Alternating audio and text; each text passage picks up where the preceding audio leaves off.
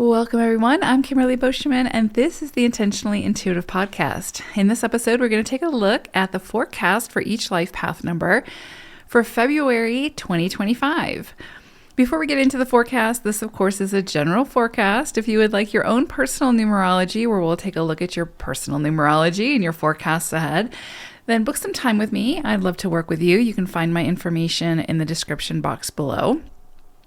All right, let's go ahead and take a look. Life Path 22-4. So we're going to be working with the vibration of master number 33-6 for February. So this is a really interesting energy. There's definitely the opportunity for, greater creative pursuits to come in this month. A lot of creative juices can be running through you at this time, and it's a beautiful time to express that. Even if it's not for some kind of gain, right? Like if you just feel called to, paint a picture just for the joy of doing it, this is a beautiful, beautiful month to do that. It's definitely a month that can push us back to connecting with our inner child and recognizing what our inner child needs in order to feel joy and satisfaction. So it can really push us inwards to tap into, again, that creative side, that imagination, and the fun side of ourselves, where we don't have to take life so serious. We can really tap into sort of the levity a little bit.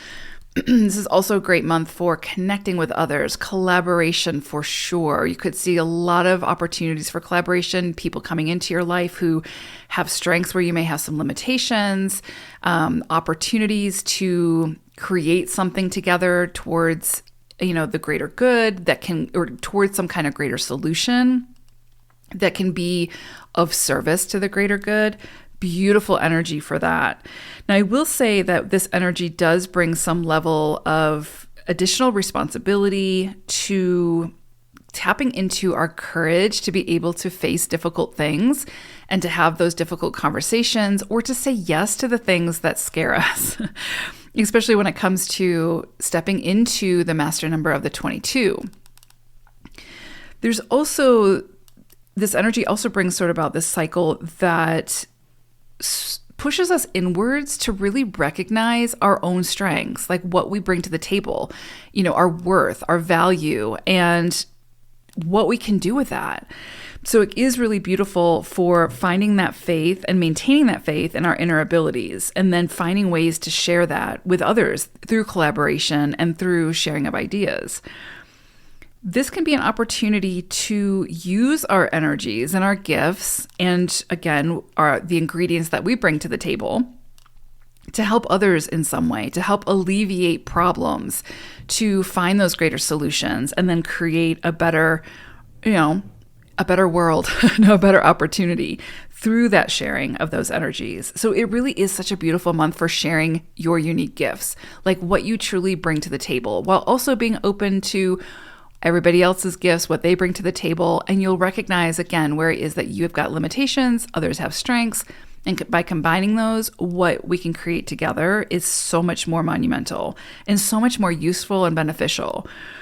You could find that sort of a lot of responsibilities come up at this time that require your attention. So your home life, people in your family, people in your life may need your assistance more this month than they normally do. They might just need a shoulder to cry on. They might need you to assist them in some way. And I would say, where possible, accept your responsibilities with a loving heart and have that faith and courage of that good service that you're performing, and that energy and that strength will provide what you need in order to accomplish whatever it is you're being tasked with.